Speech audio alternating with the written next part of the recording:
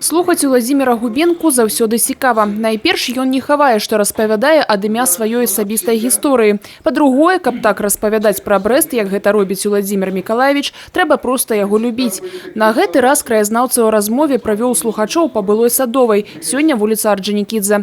У гады акупацыі амаль не пацярпела. Магчыма, таму мяркуе Губенка, што знаходзілася каля чыгункі. Гісторыя сучаснай Орджанікідзе для краязнаўцы шэраг успамінаў, балючых і радасных. Напрыклад, ён захапленнем распавядае, што ў канцэртнай зале сучаснай філармоніі некалі выступаў знакаміты гіпнатызёр Месінг. У той жа час у гады акупацыі ў двары будынка вялася сартыроўка адзення пацярпелых жыхароў гета. Сучасны лікёра-гарэлачны завод некалі таксама працаваў па профілі. З гумарам Губенка прыгадвае, як калісьці яго з іншымі школьнікамі вадзілі туды на заняткі па хіміі. А вось з пачаткам акупацыі гэта быў першы разрабаваны будынак на вуліцы. Как переплетаются судьбы творений человеческих, домов, как эти здания, которые являются хранителями истории, которая достаточно много сохранилась на этой улице, они повлияли на судьбы других объектов города Бреста, как все это изменилось,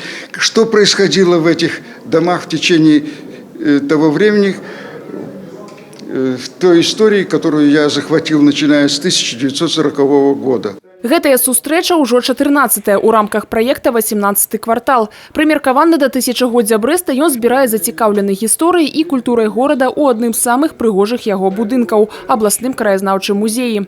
Востребованными являются у нас отдельные темы и люди.